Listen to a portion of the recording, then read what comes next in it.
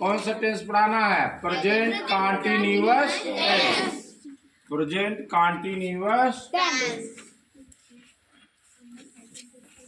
Present continuous tense.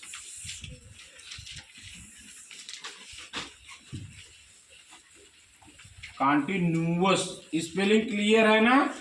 CONTINUOUS continuous.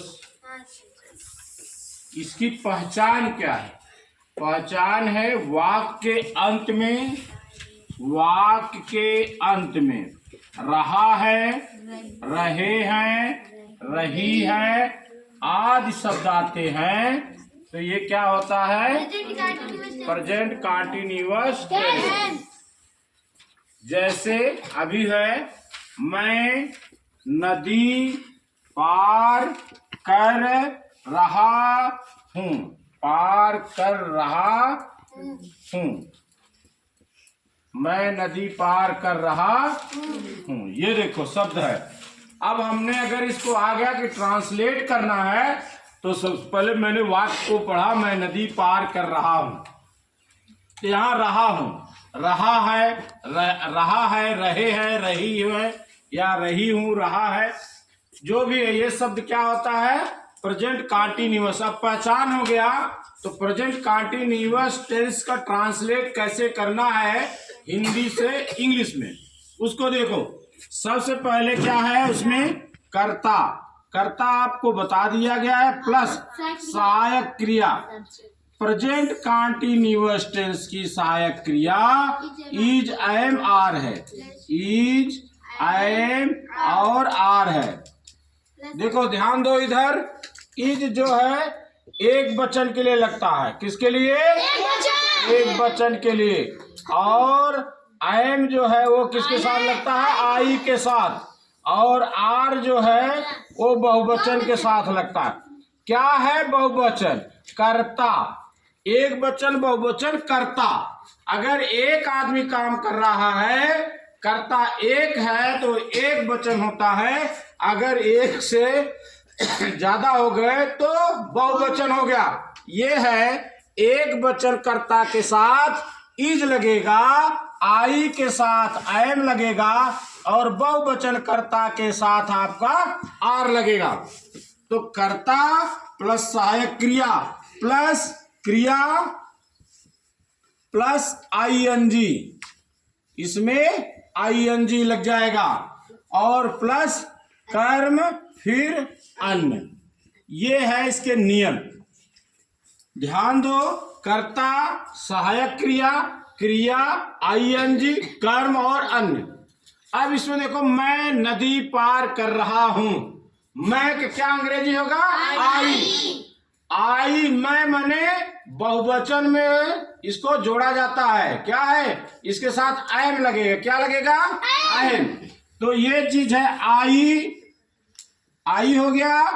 अब इसके बाद सहायक क्रिया। सहायक क्रिया क्या है? आई के साथ एम। इसके बाद क्रिया मतलब पार करना। पार करना क्या होता? क्रॉस। क्या होता है? क्रॉस। CROSS। तो इसमें ING जोड़ दोगे, क्या हो जाएगा? क्रॉसिंग। क्या हो जाएगा? क्रॉसिंग। आई एम क्रॉसिंग क्या? नदी। नदी का अंग्रेजी क्या होता है? River. I am crossing the river. ठीक ना? ये है। अब एक उदाहरण और करके देखते हैं। मैं कार्य कर रहा हूं। मैं, चलो मैं को हो गया है तो वह कार्य कर रहा है। यहां पर हमने जोड़ दिया वह कार्य कर रहा है। ठीक ना? इसके लिए वह कार्य कर रहा है तो कर्ता क्या हो गया? कौन कार्य कर रहा है, कौन शब्द लगाकर अगर इसमें प्रयोग करोगे तो कर्ता पता चल जाएगा। कौन कार्य कर रहा है? वह कार्य कर रहा है तो वह क्या हो गया? कर्ता। वह अंग्रेजी ही। ठीक। अब काम करना। कर रहा है। काम करना क्या होता है? कार्य करने क्या होता है? वर्किंग। क्या होता है? वर्क। तो ही इज, इसकी सहायक क्रिया क्या हो जाएगी? इज। यहाँ सहायक क्रिया इज हो गया। अब कार्य करना क्या होगा? वर्क। और इसमें आई एन जोड़ दो तो वर्किंग हो जाएगा। He is working. पता लगा? एक उदाहरण और देखो।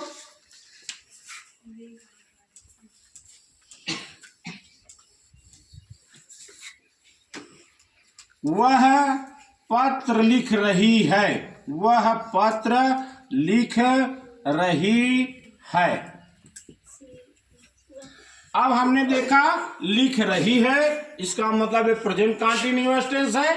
ध्यान दो, प्रेजेंट कंटीन्यूअस में सबसे पहले कर्ता, किसी भी टेंस में सबसे पहले कर्ता तो कर्ता ही है। ही वह है, रही है, इसलिए क्या हो जाएगा? सी हो जाएगा। सी। अब इसके बाद सहायक क्रिया इज एम आर में से एक वचन करता है, इसलिए इसको इज लिख दिया। क्रिया लिखना, क्या कर रही है? लिख रही है। लिखना का अंग्रेजी राइट, WRIT। TE इसलिए नहीं लिख रहा हूं क्योंकि ING जोड़ना है तो ई खत्म हो जाएगा, तो क्या हो जाएगा? WRITING, writing. फिर क्या है? A letter. क्या हो जाएगा? A letter. समझ रहे नहीं? इस प्रकार जो है प्रेजेंट कंटीन्यूअस टेंस का, ये अफर्मेटिव सेंटेंस यानी स्वीकारात्मक सेंटेंस का, स्वीकारात्मक वाक्य का अंग्रेजी इस तरीके का बनाना है। किसी को कोई डाउट हो तो पूछ लेना, लेकिन कोशिश करो कि ये चीज सीखो। अंग्रेजी बहुत सरल चीज है, लेकिन आपको अभ्यास करना पड़ेगा। समझ रहे हो नहीं समझ रहे हो?